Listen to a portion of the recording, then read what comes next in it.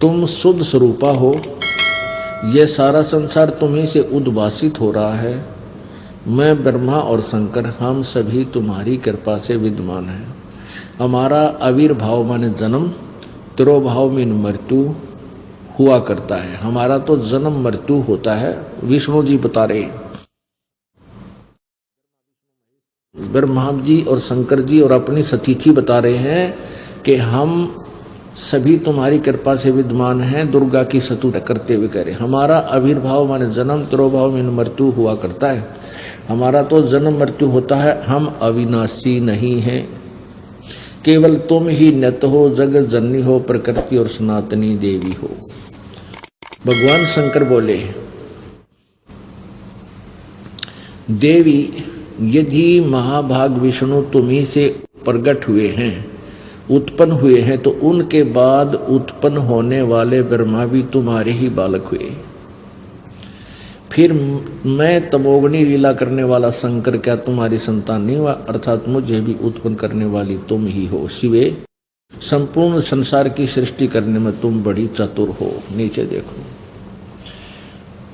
इस संसार की सृष्टि स्थिति और संहार में तुम्हारे गुण सदा समर्थ हैं। उन्हीं तीनों गुणों से उत्पन्न हम, यानी रजगुण ब्रह्मा, सतगुण विष्णु, तमगुण शिव जी, नियमानुसार कार्य में तत्पर रहते हैं।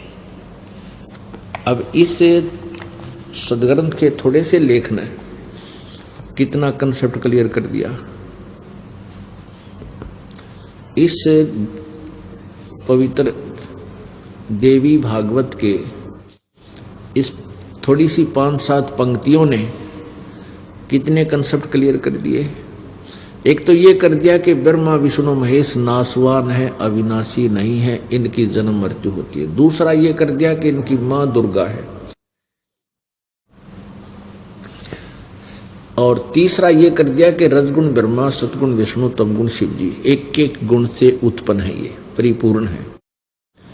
और चौथा ये कर दिया कि ये केवल नियमित कार्य ही कर सकते हैं, ये किसी के संस्कार में परिवर्तन नहीं कर सकते।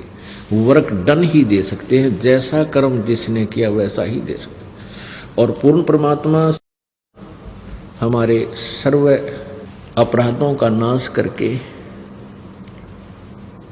और हमारे पाप का नाश करके हमें केवल सुख ही सुख दे सकता है। उसमें ये परम शक्ति है, वो उसके हाथ में सब भाग्य उसी के हाथ में है। तो हम जब उसकी शरण में आ जाएंगे तो उसके पास एक पावर है। हमारी सच्ची लगन देखने के उपरांत वो परमात्मा हमारे सब पापों का नाश करके और हमें पूर्ण रूपेण सुखी बना देता है। तो वो परमाक्षर ब्रह्म है, वो कबीर देव है जो बनारस में 600 वर्ष पहले लगभग आए थे और 120 वर्ष तक साधारण मनुष्य की तरह